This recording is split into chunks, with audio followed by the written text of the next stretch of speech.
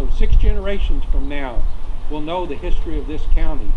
So many people don't even care anymore. All they care about is where their next feel-good's going to come from. But hopefully it's something that we can instill in our young people, and there'll be enough of them to carry on preserving those records. But it's very important, particularly the surveying records. They don't exist. The records I have in my office of the Percivals don't exist anywhere else. And they were actually surveyors with offices in Rockford, Sinton, and Laredo. They actually surveyed on the boundary commission that surveyed the southern boundary of Texas along the Rio Grande. And a lot of their maps were destroyed, and some of those old field books, you can see they're in sad shape. But they deteriorated so quick before Tommy and I ever rescued them and put them in our office, and we actually control the humidity and everything about it to preserve those old records.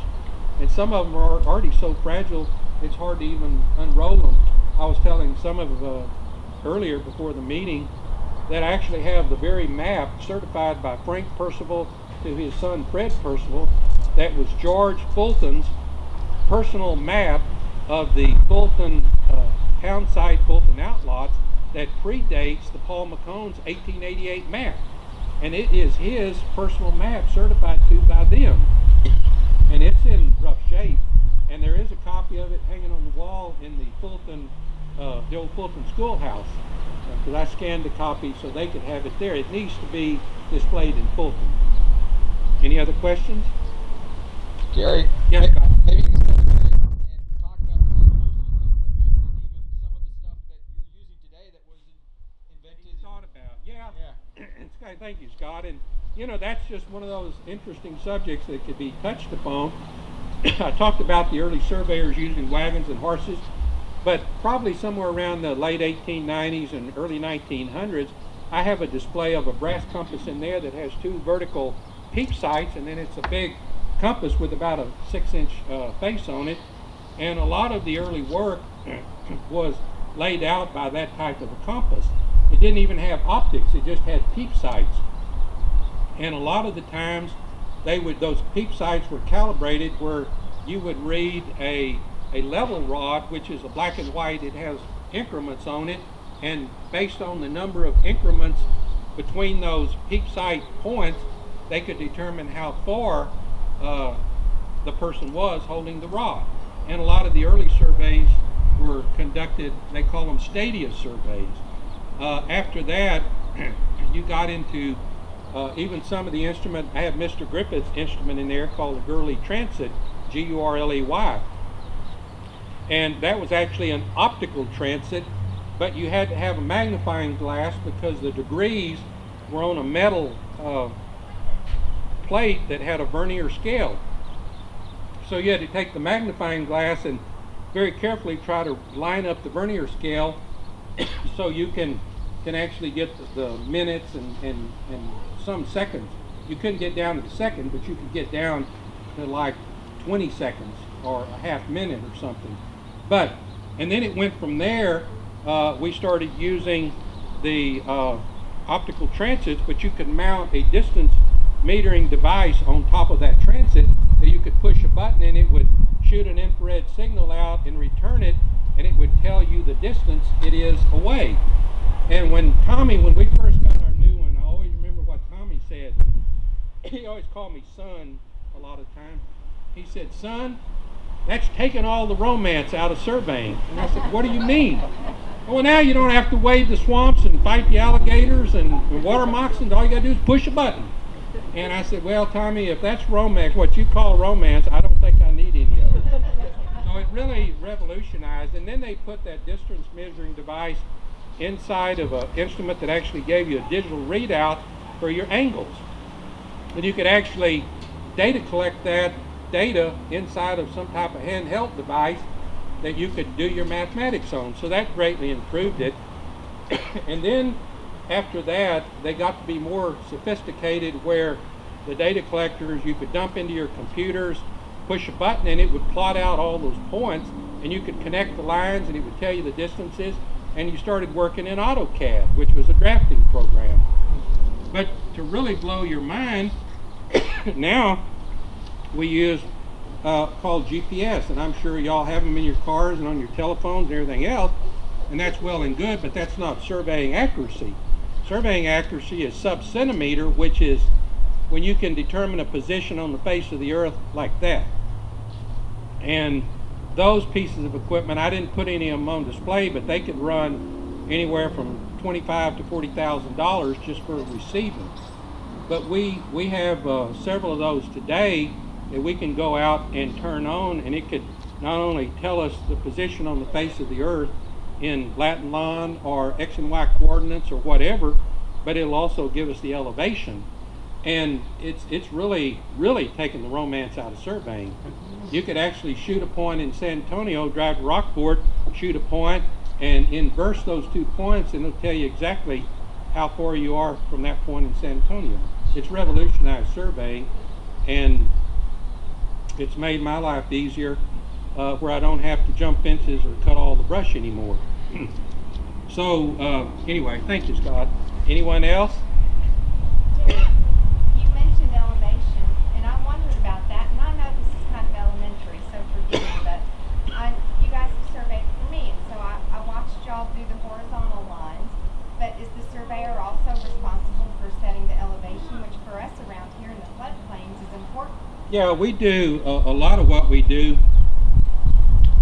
It's called elevation certificates, where we certify the elevation of your finished floor of your house or whatever, and we have to do a certificate which is used by the FEMA, Federal Emergency Management Association, to rate your structure for your flood insurance. And that's actually changing. February the 17th, Aransas County, City of Rockport, and probably a lot of adjoining counties are going to the new floodplain maps. And what's really confusing is that they're changing the elevation datum that we use from the old datum of 1929 to the datum of 1888, which is going to really confuse people. But yes, we determine that elevation, and that's one of the things that a surveyor, we do a multitude of things. I've done everything from years ago when they did the rocket launch off of Matagorda Island for Polly Wynn and Space Services Incorporated. We actually did the ground control from the launch pad to make sure the rocket went on the right azimuth across the Gulf. And I remember they had a launch stool that had to be rotated on a particular azimuth, because once the rocket left the launch pad, however the fin was set and the launch stool was set was the way the rocket went. And they wanted to miss the drilling rigs in the Gulf. So once we surveyed in all this, we had to go out across the launch stool, and we had to put a 136-degree azimuth, and we had to rotate that stool on that azimuth, and then we prayed that the rocket, that we did it right and we wouldn't hit a drilling rig. I sort of laughed about it, but I told my wife we probably need to have our bags packed, and if that rocket hits a rig, we need to leave town immediately. Because we were working with an Austrian crew that was in charge of it, but we were doing all the ground control for that launch. I've worked textile projects. I've walked steel when they did the big Green Canyon project down in Ingleside. We did dimension control, where we had to check deflection and levelness and all kind of things like that. I mean, that's not really county surveyor's responsibility, but I'm also a registered professional engineer. So we were actually doing quality control for the company that was the engineers that were building this platform. So, I mean, we've had to do a lot of things in our life. I even joke sometimes I need to have a red and white referee shirt, because a lot of times the surveyor is in between two adjacent property owners that want to kill each other because they disagree on where the fence is. And I always tell them about the same thing. What you guys need to do is buy some beer and barbecue and learn to love each other. You know, have a backyard picnic and stop fighting. You know, that usually, and sometimes another pat saying I have is, you know, when it's really a bad situation, I said, you know, you've already passed the time for the surveyor. What you need is a lawyer or a preacher, but you don't need a surveyor. You know, you've already messed things up. You know, it's already done. So sometimes if they'd call the surveyor, they wouldn't need the preacher or the lawyer. Something else, anybody? Any way you can make or film some of those maps so that they don't get destroyed? Well, we have a real nice scanner, a expensive scanner in our office, and some of these maps on the wall are almost identical reproductions of those old records. But you'd have to, there's thousands of them, and to scan all those, and some of them are so fragile that just to unroll them, a lot of the old maps were done on onion skin, and you try to unroll it, and it just sort of crumbles. And you know, I don't know the answer to that, and really no one microfilms anymore. Everybody, they do digital, and you have to scan it somehow either, and we can scan up to, I think, 42-inch wide drawings. You know, we can scan, and it's a nice scanner, but some of them are fragile. You try to run through the scanner and it just eats them up. So I wish I could. Wish I had the money to scan all that. Any other questions? Jerry. Oh, did someone say Can you something? just real quickly tell about when we're trying to get the harbor, about the guy getting paid off, or there's Oh. the Rockports. We're lucky.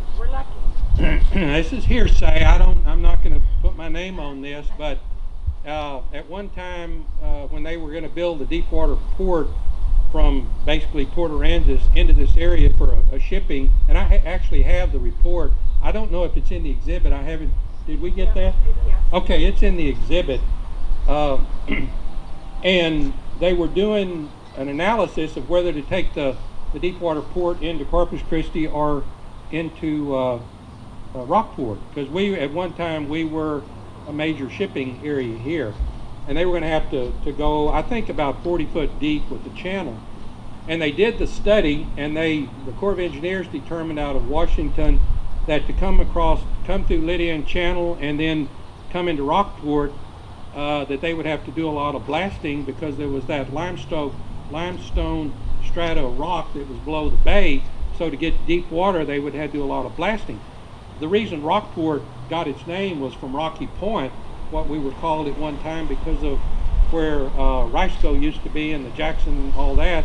There was a natural outcropping of limestone that was eventually, you know, dug out when the harbor was dug. But to do that, they would have had to blast. But the interesting thing was they decided to go to Corpus, which was a longer distance, but it was a mud bottom. But the real story is that the colonel for the U.S. Corps of Engineers got taken on a real nice hunting trip on the King Ranch by the Kings and Clayburghs. And of course they were lobbying to get the into Corpus, because they had cattle and things that they wanted the shipping in Corpus. So after that nice long 2-week or whatever hunting venture, they came back and made their determination, and they decided they would go into Corpus. Thank the Lord. He was watching over us even back then. And after that, the colonel left the Corps of Engineers and was employed by the King Ranch in some form or fashion. So those are some of the benefits of being in those political positions, I guess. But it was a blessing to us. Wasn't that the time that they changed the name of Rockport to Aransas? It was called, you know, Aransas Pass. This is what's so confusing. And the pass that comes in out of the Gulf into this area is called Aransas, the Aransas Pass.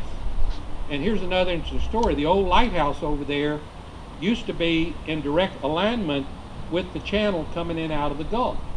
It was decommissioned sometime after the Civil War, probably in the 1880s or so, because before the breakwaters were built coming in out of the Gulf, that pass was migrating 130 some odd feet a year. It migrated south, and it kept migrating to where the lighthouse was no longer in line with the channel, so they decommissioned it, and the jetties finally stabilized it.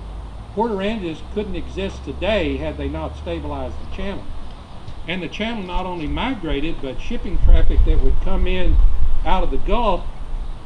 The Mercer family were the original bar pilots that daily went out and took soundings along that channel, because the deep water it wasn't a straight line like today, but it would seek its own course and it would weave down through there. So they would go out and continually sound that channel and put markers so when the ships would come in, they could navigate those ships into the channel.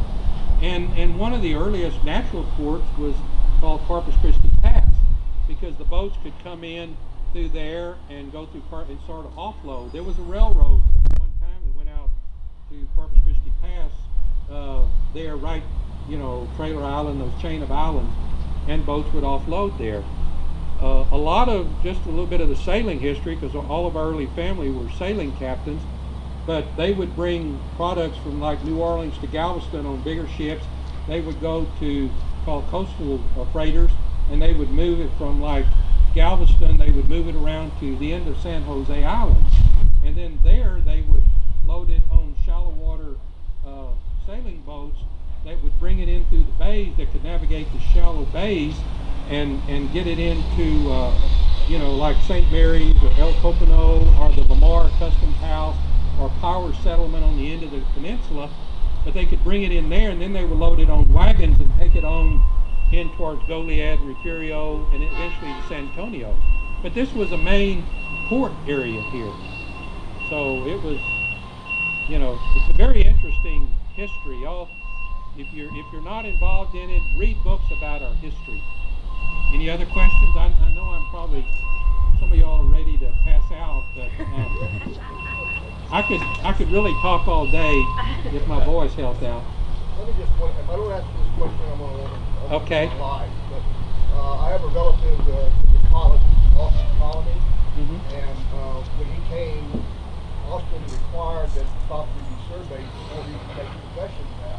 Right. Well, I guarantee you he didn't have any money. Right. So he had to pay part of that property to go to the survey. Right. Okay. How did they determine what part? I mean, the surveyor could say, I want this part, Yeah. that part. I mean, Probably so. You know, the Austin Colony and some of those early colonies were out of, some of them were even out of the Spanish government, and some of them were out of the Mexican government. This was way before the Republic of Texas. And yeah, the surveyor, there weren't that many surveyors in Texas at that time, and it had to be surveyed so the documents could be written and filed with either Mexico or Spain. And the surveyor probably was in the driver's seat, you know, sort of the golden rule. Guy with the gold makes the rules, and he probably said what he wanted, and the landowner probably went along with it. Most of them probably were fair about it, but it was not an easy thing to do in that period of time. Okay, any other questions? Okay, thank you all.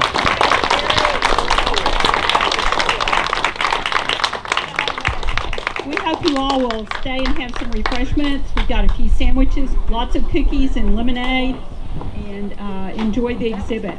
Thank you for coming.